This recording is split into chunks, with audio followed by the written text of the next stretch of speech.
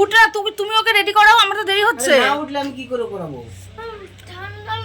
দেখ সব বাচ্চারা। Hello everyone, welcome back my channel. সবাইকে গুড মর্নিং জানিয়ে একটা নতুন ব্লগ স্টার্ট করছি। আজকে হচ্ছে কি হোলির আগের দিন, আর এখন বাজে সকাল 7:30। তো সকাল 7:30টার সময় এত বিয়ে বাড়ির মতন সাজ দেখে চমকে যেও না। আমাদের আজকে আছে একটা হোলি পার্টি নয়, ভিডিও শ্যুট হোলির আগের দিন, যার জন্য এই যে সকাল সকাল এত সাজের সরঞ্জাম সব নিয়ে বসে পড়েছি। ঘুম থেকে উঠেছি মোটামুটি 6টা নাগাদ। 6টার সময় উঠে নিয়ে এখনও পর্যন্ত রেডি হয়ে উঠতে পারিনি। 7টার সময় টাইম দিয়েছে। সবাই ওই দেখো নিচে চলে এসছে, নিচে দেখা যাচ্ছে, ওই দেখো সবাই চলে এসছে। শুধুমাত্র আমরা হাউজিংয়ের লোক হয়ে হাউজিংয়েই দেরি করে ফেলছি। তো এখন আমি আর দেরি করবো না। আমার ছেলে এখনও পর্যন্ত বিছনা থেকে উঠছে না। অ্যাকচুয়ালি জিনিসটা ওর সোর্সেই আমার প্রোগ্রাম। তো হচ্ছে গিয়ে ওই এখনও ঘুম থেকে ওঠেনি। তো ওকে আমি ফটাফট রেডি করাবো, করিয়ে নিয়ে সবাই চলে এসছে। ভাবি নিচে না গেলে পরে স্যার বকা দেবে। আমি সব রেডি করে রাখছি, সব রেডি করা আছে। উঠো উঠো, খালি উঠো। তো এখন আমি 1 মিনিটও দেরি করতে পারবো না। নিচে গিয়ে তোমাদেরকে একটু দেখানোর চেষ্টা করবো।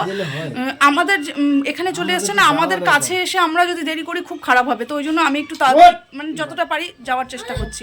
কত খুদে বাচ্চারা সকালবেলা ঘুম থেকে উঠে রেডি হয়ে চলে এসেছে, আর আমরাই দেখো এখনো পর্যন্ত হাউজিংয়ের মানুষ হয়ে হাউজিংয়েই আসতে পারলাম না। তো ওই যে চলে এসেছি, এসে নিয়ে দেখছি এদের একটা প্র্যাকটিস চলছে। এখানে সবাই এত ভালো ভালো ছোটো ছোটো বাচ্চারা ডান্স করে, দেখে নিয়ে তোমরা মন্ত্রমুগ্ধ হয়ে যাবে। তো এই যে স্যার না অনেকদিন থেকে এরমই একটা জায়গা খুঁজছিল যেখানে সবাইকে নিয়ে হই হট্টগোল করে ভিডিও শ্যুটটা করতে পারবে। একটু ভালো জায়গা চাই যেখানে না হাত পা ছড়িয়ে করা যাবে। তো এই জায়গাটা থেকে তো বেটার কোনো অপশন হতে পারে না। তো এই যে আমরা নিয়ে এসেছি স্যারকে এখানে বলে কয়ে নিয়ে আমাদের সুবিধার্থে। তো এইখানটা দেখছো সবার একটু প্র্যাকটিস চলছে, আর এই দিকে চলছে ম্যামের এদেরকে রেডি করানো। কেননা এদের একটু আলাদা টাইপের তাণ্ডব টাইপের ডান্স রয়েছে 3 জনের। তো 3 জনের মধ্যে একজন এসে পৌঁছায়নি। যারা পৌঁছেছে তাদের মধ্যে একজন দেখছো এই যে ম্যামের মেয়ে, আর একজনকে ম্যাম রেডি করাচ্ছে, সেটা ম্যামের মেয়ে নয়, স্টুডেন্ট।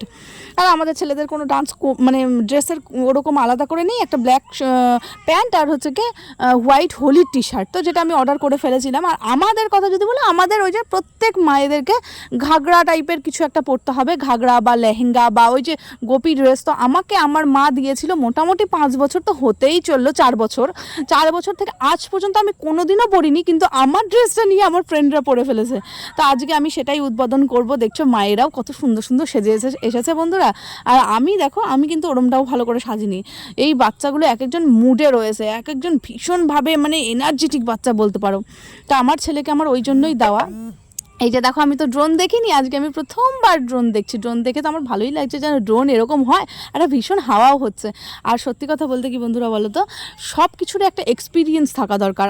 আমার ডান্সের এক্সপিরিয়েন্স একটুকু নেই। প্রথম দিকে ভীষণই লজ্জা পাচ্ছিলাম, আমি ডান্সের নাম দেবো কি দেবো না, হবে কি হবে না, পারবো কি পারবো না, অনেক মানে দিতে চাচ্ছিলাম না।